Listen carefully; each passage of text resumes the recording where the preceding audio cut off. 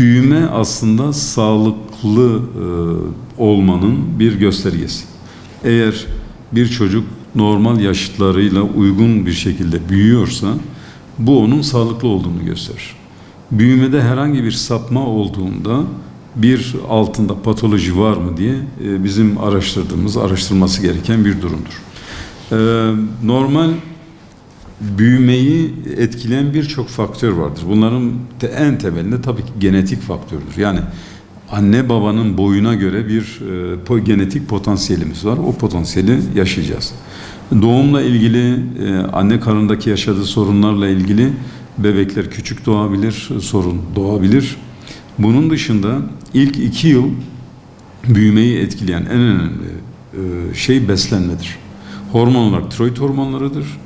Ama en önemli etken de doğru beslenmedir. Bizim bu 2 yıl içindeki beslenmeyle ilgili çocuklarda yaşadığımız soruna bağlı oluşmuş bir boy kısalığına biz bodurluk olarak tanımlıyoruz.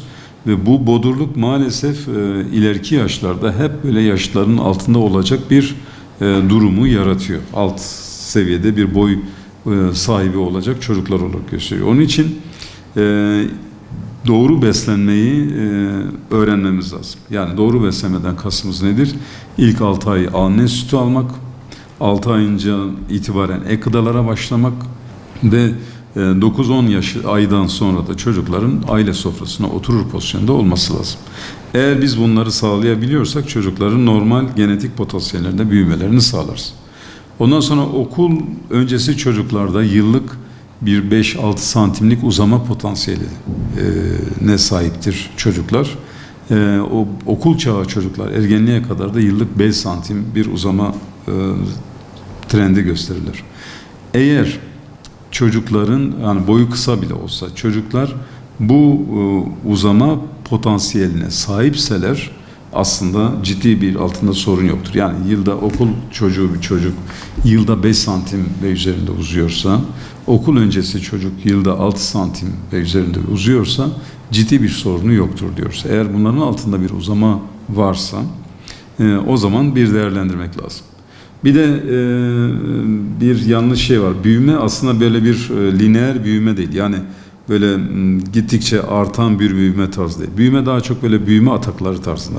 Büyür, birkaç ay biraz durur, büyür, durur. Yani sizin oluştuğunuz dönemlerdeki bazen o duraklama dönemlerine gelir. Çocuk büyümemiş gibi algılanabilir. Onun için uzun zamanlı büyüme hızı takibi yapmak lazım. Onun da en azından 1 yıllık bir uzama hızının bilgisine sahip olmamız lazım. Aileler bunu nasıl yapabilir? Ayakkabısız en basitinden kapıya işaretleyerek, kafa düz bir şekilde kalemin üstünden geçecek paralel bir şekilde işaretleyerek 6 ay arayla işaretsin, yıllık uzamasını 5 santim görüyorsa rahatına baksın, bir sıkıntı olmaz. Altında olursa mutlaka bir çocuk uzmanına ya da aile hekimine ulaşsın. Eğer varsa bir problem zaten endokrin bölümüne yönlendirilir. Ergenlik döneminde ortalama kızlar 23 santim gibi, erkeklerde 25-26 santim gibi boy kazanımı olur. Ergenlik dönemindeki boy kazanımını artıracak bir durum yok, bir tedavi yok.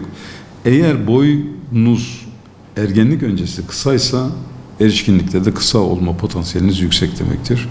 Onu mutlaka yapmak lazım. Onun için hormon olarak baktığımızda ilk 2 yıl tiroid hormonları, ondan sonra büyüme hormonu devreye giriyor. Ergenlik zamanında da ergenlik hormonları büyümeyi tetikliyor.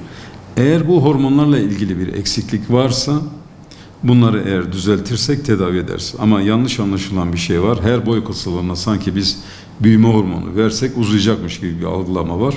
Eğer büyüme hormonunuz eksik değilse sizin büyüme hormonu vererek ekstra bir boy kazanımı sağlayamazsınız. Bunu ancak genetik potansiyelinde devam eder. Burada en büyük sorunumuz dediğim gibi ilk yıllardaki beslenmesine mutlaka dikkat etmek lazım. Daha sonraki çocuklarda da en büyük sorun yanlış beslenmedir. Biyolojik yaşı belirleyen şey kemik yaşıdır. Eğer kemik yaşınız, fizleriniz açıksa, yani kemik yaşınız geri ise yaşınız kaç olursa olsun büyüyebilirsiniz. Ama kemikleriniz kapandıysa, erken kapanan çocuklar oluyor. Yaşınız kaç olursa olsun boyunuz orada kalır.